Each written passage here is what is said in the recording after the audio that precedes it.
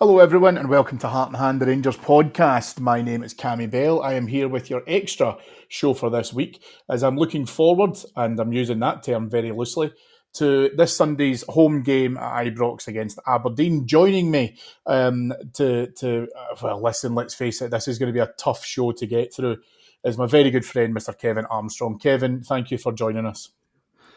Always a pleasure to join you, mate. I think we're all looking forward to this part of the season, but it's not Do you quite mean the the Sunday, end? is it? the The end end.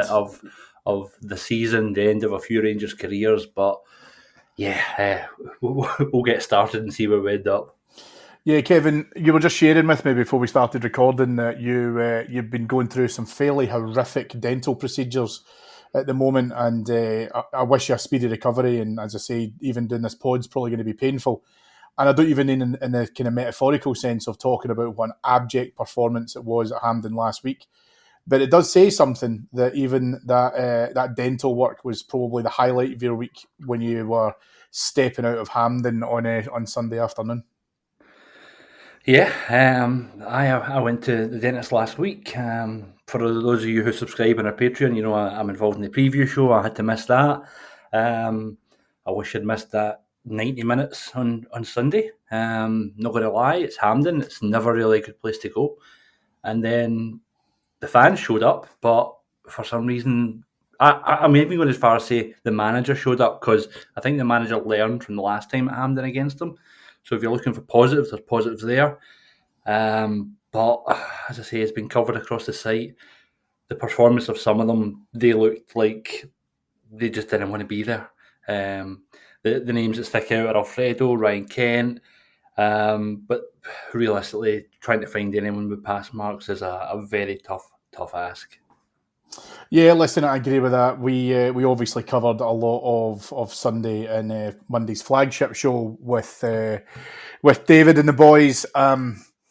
We've got Aberdeen coming on Sunday, Kevin. I think it's going to be a tough game from the perspective of I couldn't guess. I would like to think that I would know the Rangers fan base pretty well. I could not guess at the moment what the atmosphere is going to be like on Sunday. I know that people are feeling pretty down about the team. They're angry. They're disappointed. Life for Rangers fans, it dictates around the club, right? There's no getting away from that. So when we're not playing well, and listen, I'm far be it from me to be called melodramatic, Kevin, but it fundamentally dictates what happens in your life, because when Rangers are shite, life is shite. And right now, I think it's tough for us to be positive about most things, but we'll try and see what happens on Sunday. My hope is that we do have a relatively full Ibrox. I'd like us to be able to say that, even though, and I'm one of the first ones to say it, that a number of these players should be out the door by now and they're long overdue being shown the exit door, we still have, hopefully, just the chance just to wish some of them a bon voyage, and then that'll be it done, I think, is probably the nice way to say it. It is, and listen, time heals all wounds, right? When I first sort of started supporting Rangers back in the early 90s, it was really just as Walter came in, and Souness was a bit of an enemy, but he was welcomed back in. You can go down the list of people who've left on bad terms, but the further you get away from that time period, people forget and they just remember the good things, the good times. So look at Barry Ferguson, although he's not doing his reputation too much good these days with his media work. But if you look at something like Gerrard, who a lot of people were annoyed, really peed off about when he left, but now it seems to mellow, and I'm sure in a few years we will look back and thank him for that 55 and all the sort of rest of it. And when people like Kent do leave, right, we expect him to leave in the summer. Now, had you told us a year ago that Ryan Kent will walk away for nothing after a horrific season, I think we'd all have struggled to believe that after his performances in Europe last year. But I think, given time, when we look back, I think we will look back fondly on those memories. And someone like Alfredo, who we picked up for £1 million with a good service out of him, it's not always been an easy service to give. He's been quite a high maintenance player, but he's a top European goal scorer for £1 million. It's an absolute bargain of a signing. As I say, time will heal these wounds, but right now they're fresh. And as we go into Sunday, it's that debate, isn't it, Cammy? Of some people will say, "Oh, just never want to see them again. Just throw in all the young boys." But that's not always fair on the young guys. Now, those of you who do subscribe on Patreon would have heard Ross today. Ross is our B team correspondent along with James, and he spoke about maybe bleeding in one or two youngsters, and I do think that always does help sort of take some of the sting out of the place. If we do have a Bailey Rice or a Zach Lovelace in the team, they won't maybe get the groans that say a Glenn Kamara or Ryan Kent or that would get. So I say it will be very interesting to see what sort of team that we put out there on Sunday, because we say these are dead rubbers, right? But if we lose these next 5 games, it's immense pressure on Beale. So we can't just sort of go out and say it doesn't really matter.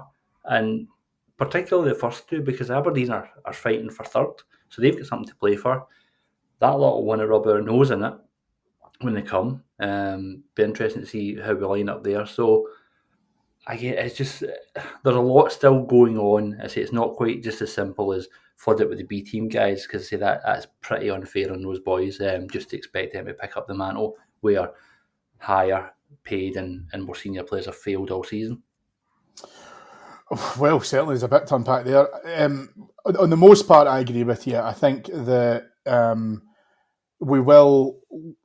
tempers will cool, I think, towards some of the legacy of the players that you mentioned there. I do expect it to be the case that, fans will begin to look back and go, well, there were real highlights from certain players, from certain levels of consistent performance. And I think, listen, that's fair, right? And I think, as you say, time does heal all wounds. I think that it's fine to look back on that when you're not in the emotional moment of it, and that's really tough to do, right? Because it's been a poor season domestically, on a European front as well. I think that we've not done well there. We've obviously got some big changes which have either already happened at boardroom level or potentially could still happen.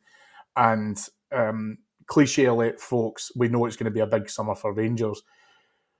However, let's talk a little bit then, Kevin, because you mentioned there about the B team and stuff, and most places I've been looking online and looking to be able to try and understand the sentiment is talking about being involved in the B team, being able to try and do it. Now, I'm a little bit older than you, so I remember the Walter periods of 9 in a row and playing guys like Craig Moore and Charlie Miller right at the tail end of a season when the season was already won, and you could chuck these lads in, and what difference does it make, and all the rest of it.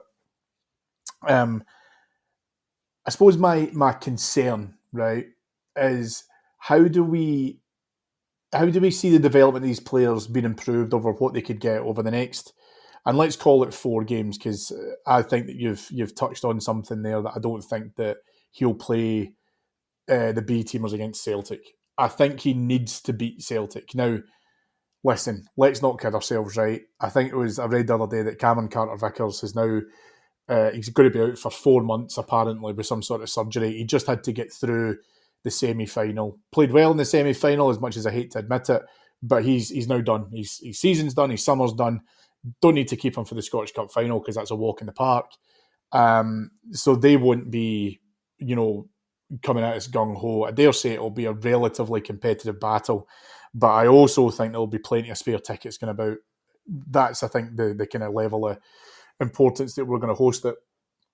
I suppose my concern, Kev, right, thinking about how do we get the most out of these B team players is how do we ensure that if we do give them that opportunity, it doesn't react in a negative way. So if you've got a Zach Lovelace, for example, what if we play Zach Lovelace against Aberdeen on Sunday? If he has an absolutely brilliant game, I think that the questions are getting asked around why he hasn't been featured earlier when we've had Alfredo Morelos sweating his way through games. And if he plays poorly, does that then put him back in terms of his overall development and involvement in the first team? Because then fans may not buy into it. I don't want to see these B team players impacted because we've fallen out of love with the first team. Does that make sense? 100%, and that's why I think it's got to be a balance. I think there is a sort of middle ground. I think you've got players who are on the periphery of the first team. You've got people like Robbie McCrory, you've got Yilmaz, who people are now just wanting to see play football because they've not, for whatever reason, not been in the team all season. You've got John Souttar, who will probably be desperate to play, and Connor Goldson just loves playing football. You've also got sort of people like young Devine, who again was in and about the squad at Christmas, but seems to have fallen away. And Leon King is another one. So you've got these sort of middle ground players, if you want to call them that. And I say it's difficult for a manager when Beale came in. We were under so much pressure. It's always difficult to go and say, right, Alfredo's not playing well. Let's give Lovelace a game. That no manager in world football would do that, unless it's a very, very special talent. And it's also, like you say, a lot of pressure to heap on a young boy because we do make snap judgments, right? I mean, look at Tillman, right? Tillman has shown flashes of brilliance this year, but he's also disappeared a lot. And people give him a bit of a pass because he's on loan. But if we were to buy him for $5 million, suddenly he then becomes not 19, 20-year-old who's had one season in a game. He becomes £5 million player. So we want a £5 million performance every week. So I think there's caveats to when players come in.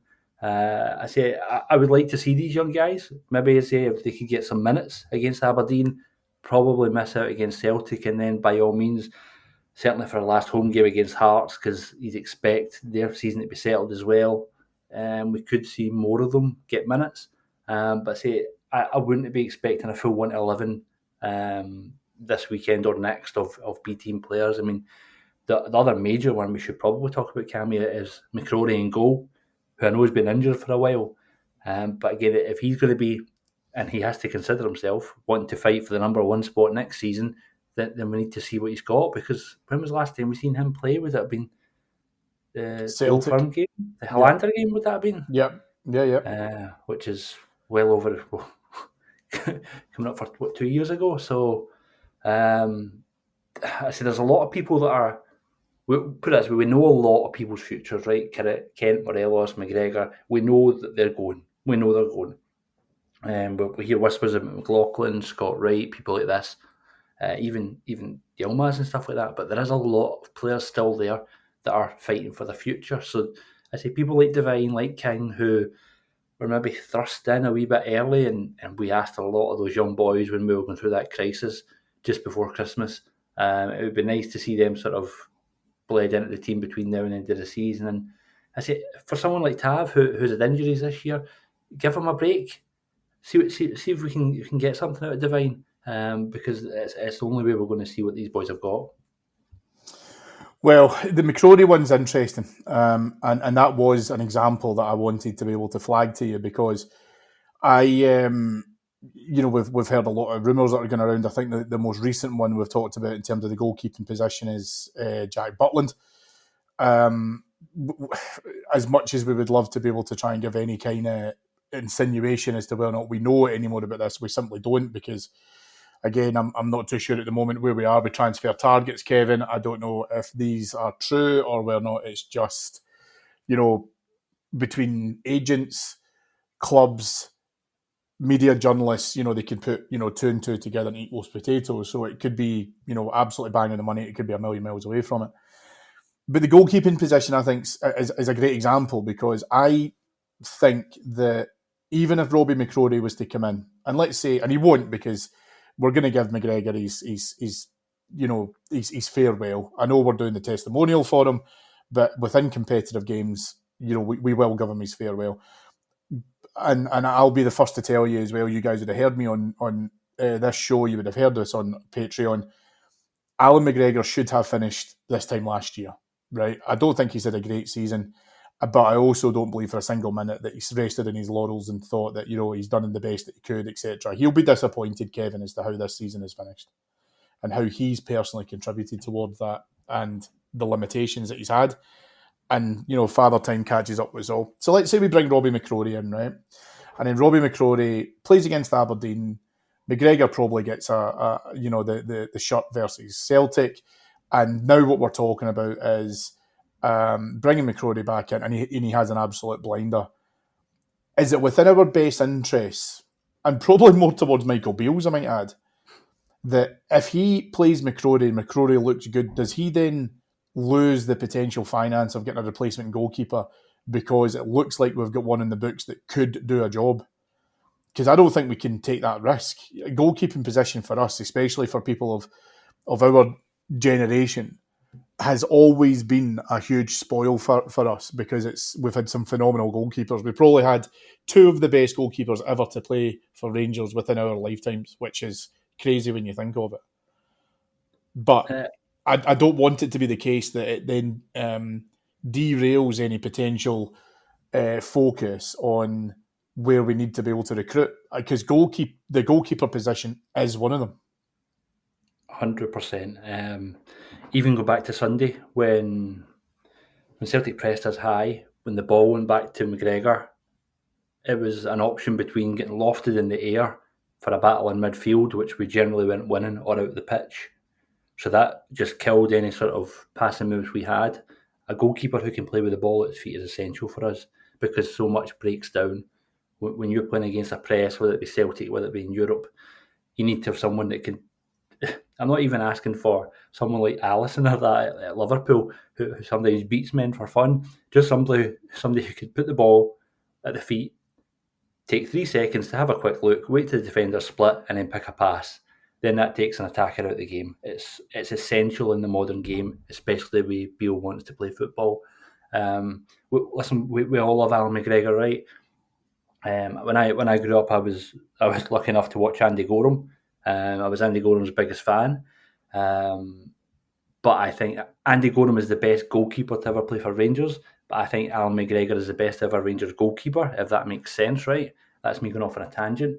But you're right. Last year was a perfect send-off. Well, almost a perfect send-off. Had we won in Seville, he comes on at the end of the Scottish Cup, we win that, do the double. Thanks very much, Alan. See you later. That was poor recruitment. Now that's going over old ground. We know it. We're a case of, here you are, right? We're here. We need at least one goalkeeper. I think generally squads of 3 goalkeepers. McCrory will be one of them. There's sort of a doubt this week about McLaughlin. I mean, McLaughlin had his chance. We were here last year. But I'll admit, I thought John McLaughlin was good enough to be the Rangers' number 1.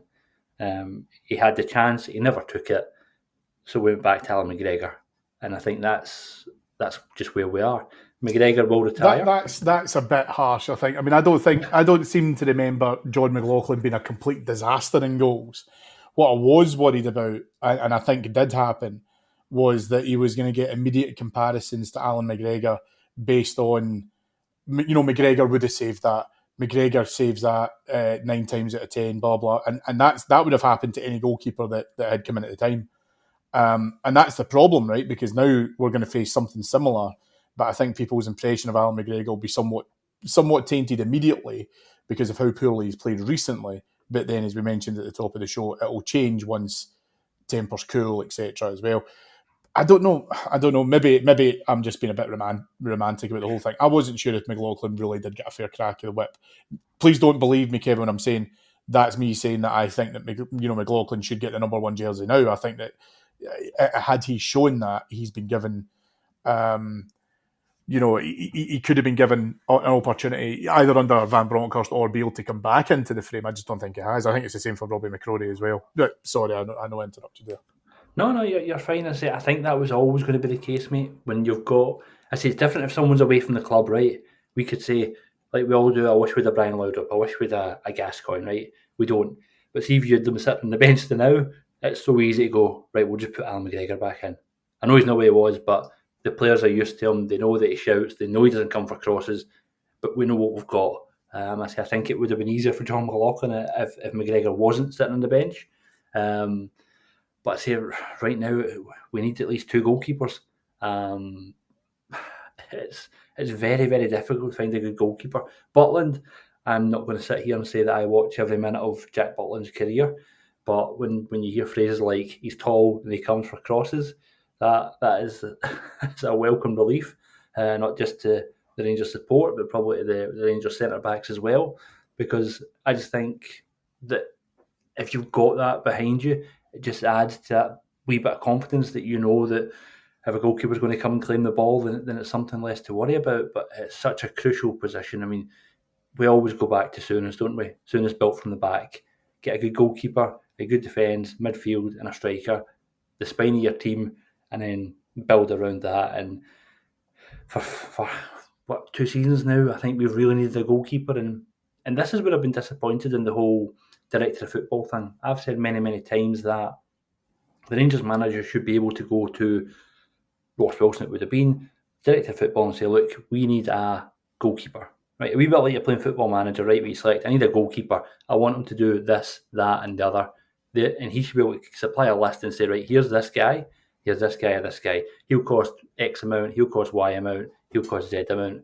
And then we pick with what road we want to go down. The fact that we've not had a goalkeeper registered, a new one, it's a real, it's a disaster of a recruitment department, just for too long, because we knew people like Alan McGregor, Stephen Davis, these players cannot go on forever. So these are the ones you need to work on replacing. This should have been on the radar like 2 years ago. So you ideally want to work so far in advance that when these older players get on, that you can replace them. But I say, for me, I'd love to see McCrory just given a shot, so that we can see what he's got. See, does he come for crosses? Is he good with the ball at his feet? Let's have a look at him, because I am with you though. Last game of the season, by all means. I think it's at Hearts at home, our last home game. Put McGregor in there. Give Ryan Kent a start. Give Alfredo a start. Just anyone that's leaving, I'd say just give them a start in the last game. But first couple of games, we need to win. And I say hopefully get some of these youngsters in and let them experience it and see what they are. Because, again, we all remember Tynecastle last season, the last game of the season, the youngsters ran amok, albeit that was a wee bit different because both teams were going to play each other in the Scottish Cup final. So nobody was able to sort of show their hand. But, again, it's one of the few plus points we've got to look forward to at the end of this season is perhaps seeing some of these young, talented kids come through. Yeah, I mean, I think, like you say, it's all ifs and buts and maybes. Of course it is, and I don't think, when we are talking about being able to try and finish the season well, as much as we talk about the idea that they are dead rubbers, etc., and I hate this idea that we elevate Aberdeen, because I think of them as a nothing club. I really do. I know that they pretend it's a rival with us.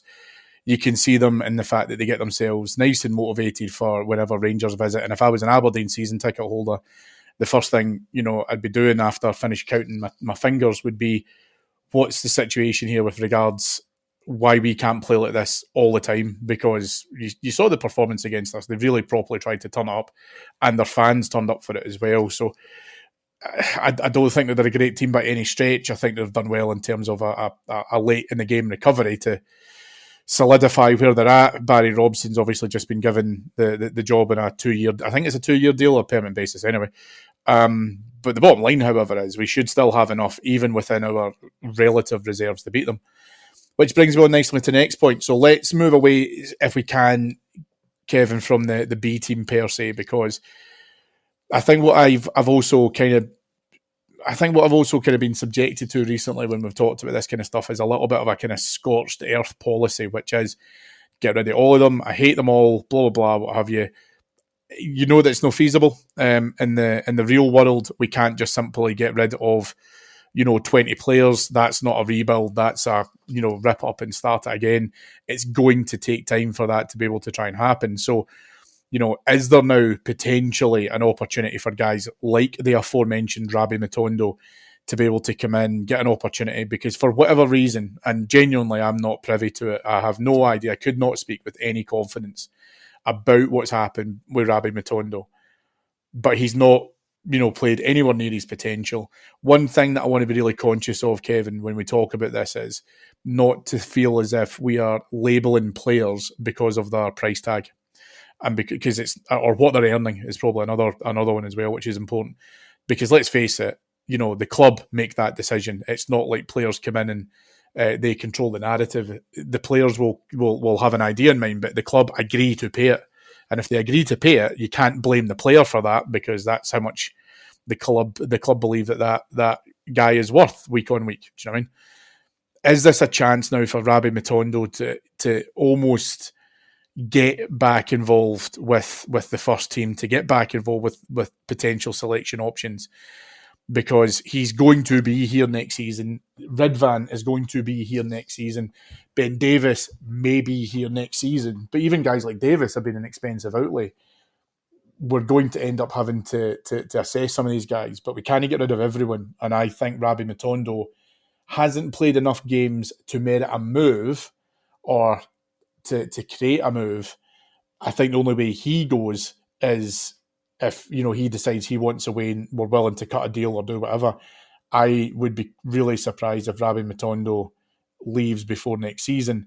So is this now a chance for us to say, right, go and show us what you can do, get out there, almost restart your career with Rangers for the next few games and just give us an idea of what you've got?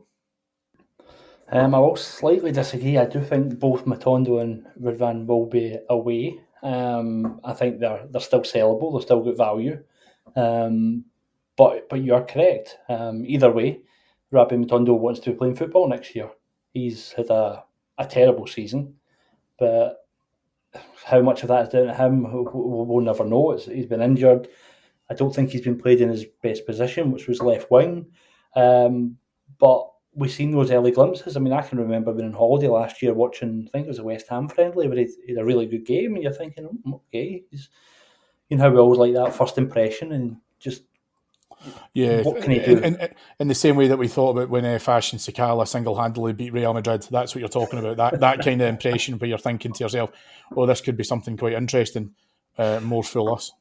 But you look for something, don't you, in a player to make your initial judgment? He can beat a man, or he's got a good pass, or he's good in the air. Just something to sort of latch onto. And he was really good. I think he set up a couple, and he was brilliant that night. And we thought, okay, this looks a good positive signing. Young, $3 million. We'll flip him and we'll sell him.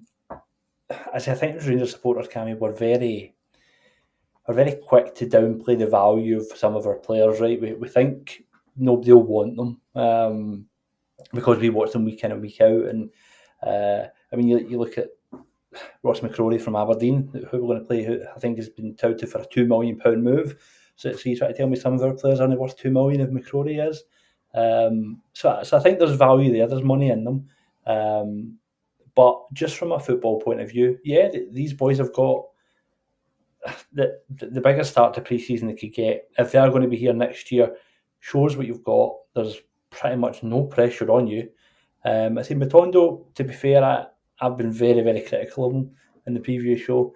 Probably, as you say, not directed at him personally. I just, for whatever reason, it's not worked. But the last couple of weeks, you've seen glimpses. You've seen him, I think he was, I know it's a very low bar, but he was quite okay when he came on against Celtic. Certainly no fear, was running at them, causing them some issues. So by all means, he should definitely be getting a start. The same with Yilmaz, who, again, I've been quite critical of the signing. I don't think he will be here long term.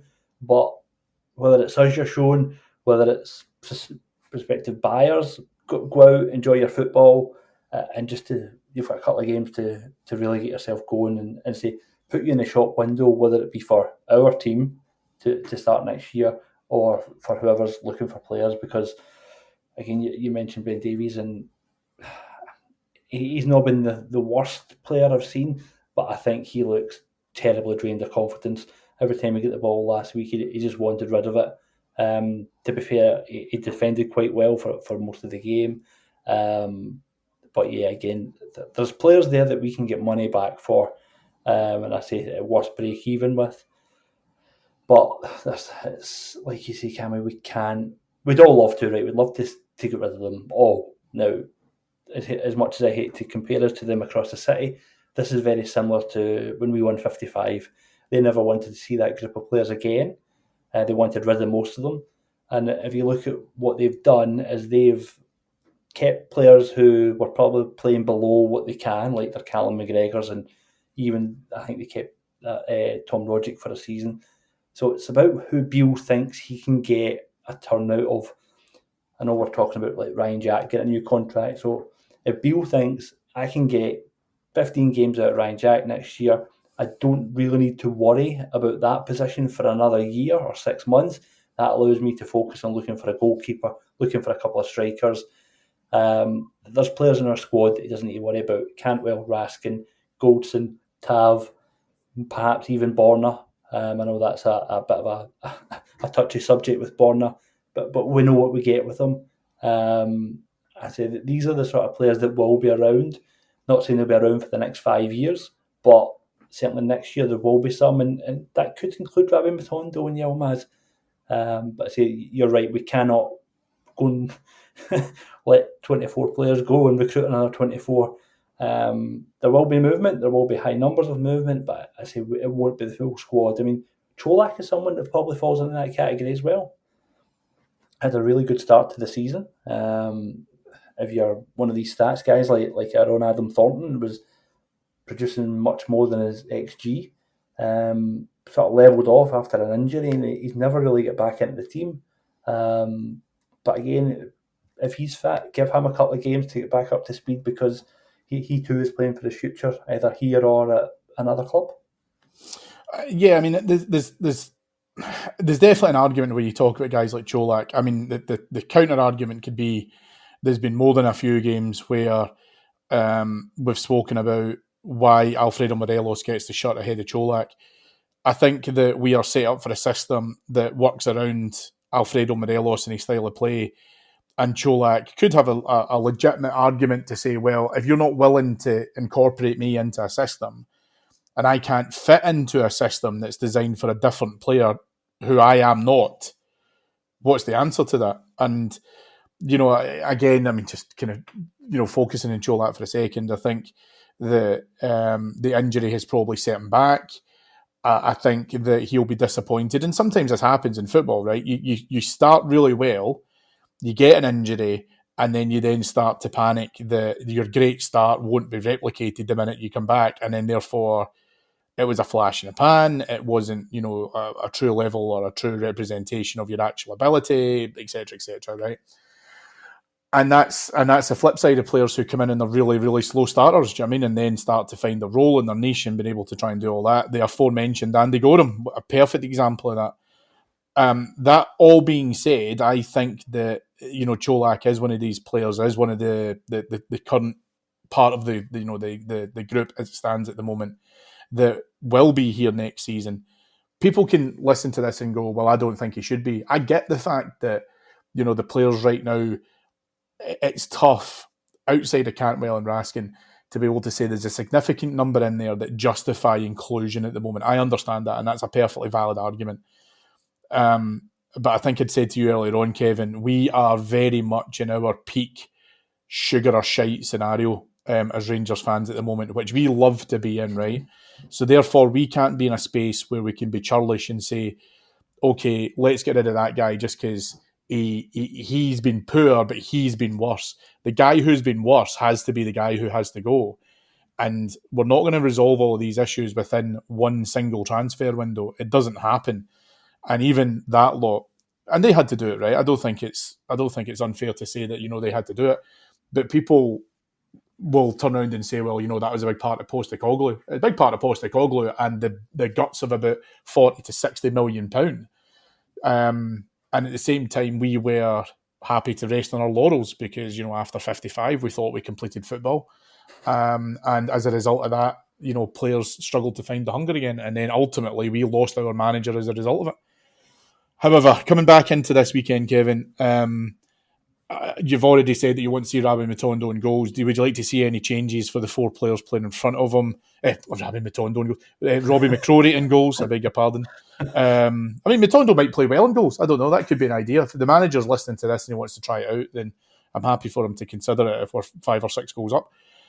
If you've got McCrory in goals, do you want to see changes to the four playing in front of him? You've talked about Yilmaz, obviously. Yeah, I think it'd be good to get Yilmaz a game.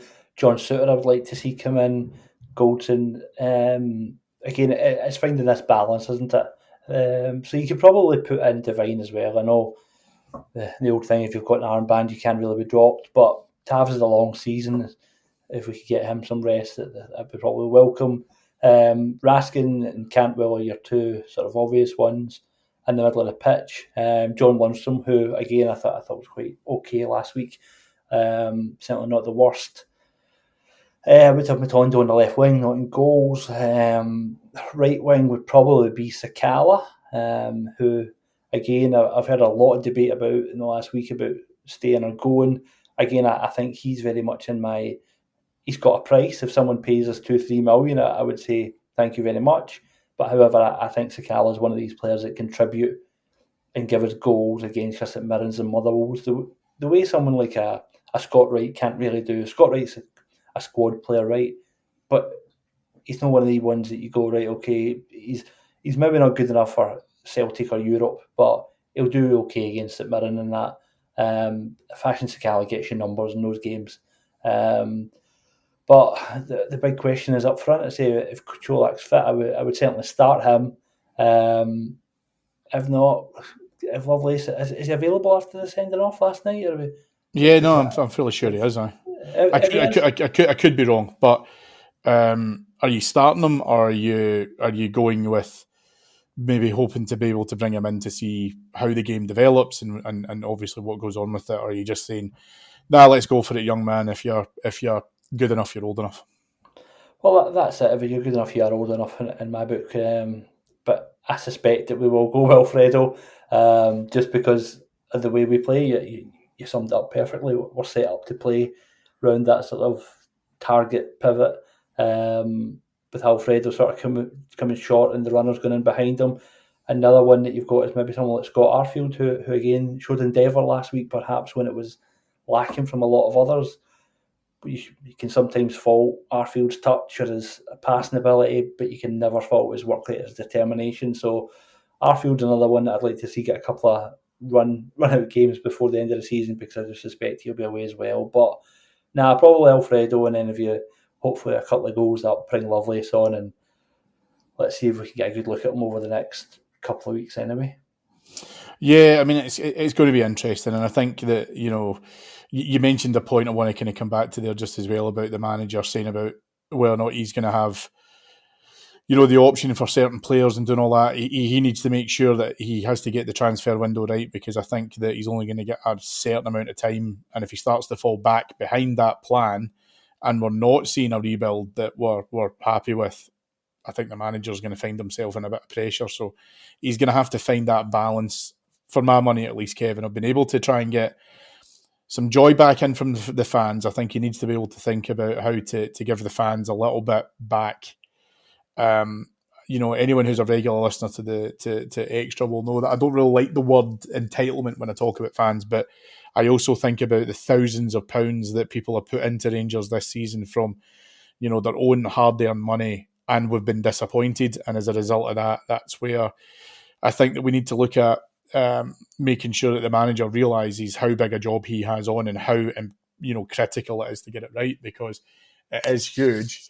If he does have resources around him, either from squad players, guys who have found themselves been able to get more first team time on the park, like Robbie McCrory, and also looking at some of the youth players and what the development prospects are, that's fine.